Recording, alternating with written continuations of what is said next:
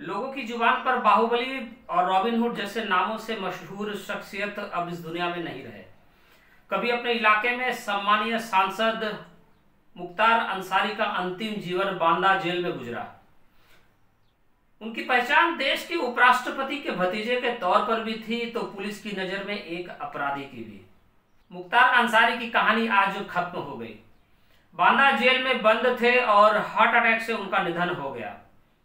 खबरें आई कि तबीयत खराब होने के बाद उन्हें अस्पताल भर्ती कराया गया था। इलाज के दौरान उनकी मृत्यु हो गई। फिलहाल उनके समर्थकों में यह चर्चा है, संशय है कि मुख्तार अंसारी की मृत्यु हुई नहीं, बल्कि इसमें किसी तरह की साजिश है। और ऐसा उनके समर्थक इसलिए भी कह रहे हैं क्योंकि मुख्तार अंसारी ने बीते दिनों यह कहा था कि उन्हें स्लो पॉइजन दिया जा रहा है और धीरे धीरे उन्हें मारने का प्रयास किया जा रहा है।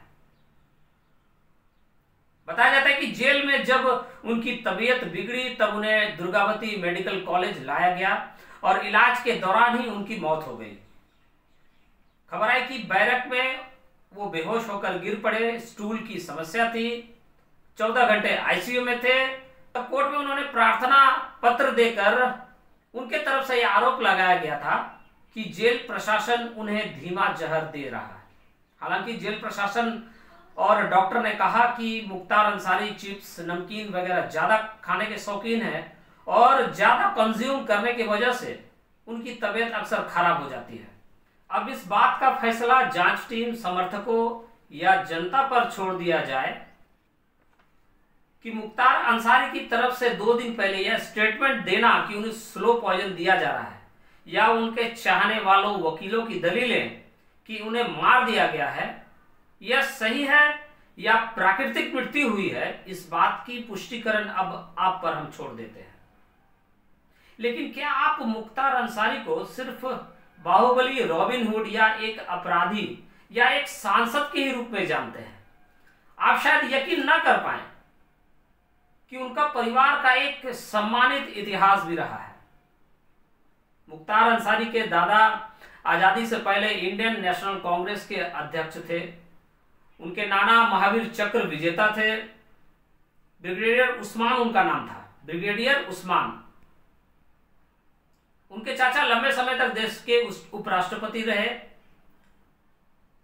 मुख्तार अंसारी मऊ से 5 बार विधायक रहे और उनके परिवार का एक बहुत ही बड़ा गौरवशाली इतिहास रहा है। लेकिन मुख्तार अंसारी की कहानी कुछ अलग है। बाहुबली शख्सियत, 40 मुकदमे, कई सालों तक जेल में बंद। उन पर आरोप था कि उन्होंने न जाने कितनों को मरवा दिया। अपने इलाके में रॉबिन हुड की छवि, आम लोगों को मदद करने की जो उनका व्यक्तित्व था, मुख्तार अंसारी अब इस दुनिया में नहीं रहे। मुख्तार अंसारी की कहानी और व्यक्तित्व बड़ा अजीब है। मर्डर, किडनैप, शोषण के करीब 40 से ज्यादा मुकदमे, दबंगई ऐसे ही कि जेल में रहकर भी चुनाव जीत गए। 2005 में मऊ में हिंसा और दंगा भड़काने का आरोप लगा। जेल में रहते हुए बीजेपी के नेता कृष्णनंद राय की 7 साथियों समेत हत्या का आरोप इन पर भी लगा था। कहा जाता है कि तब से ही इनका समय बदला, बुरे दिन उनका उसी समय से शुरू हुआ। सपा बसपा की सरकार रही, उसके बाद जब बीजेपी की सरकार बनी उसके बाद ही कृष्णानंद समेत 7 साथियों की हत्या का मामला जो है उभर कर सामने आने लगा। मुन्ना बजरंगी की हत्या का संगीन मामला जो है उनके जीवन के साथ में जुड़ा रहा।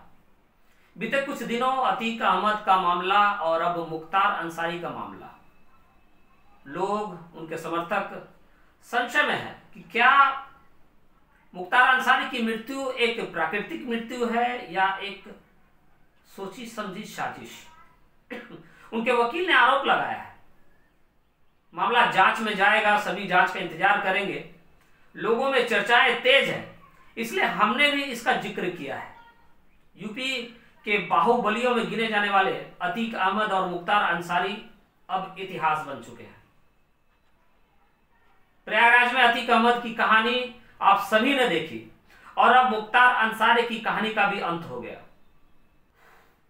वीडियो के अंत में जाते जाते मुख्तार अंसारी की मृत्यु को आप नेचुरल डेथ मानते हैं या एक सोची समझी साजिश का हिस्सा, और मुख्तार अंसारी के राजनीतिक जीवन को आप किस तरह से देखते हैं, हमें कमेंट करके आप हमें जरूर बताइएगा। जय हिंद।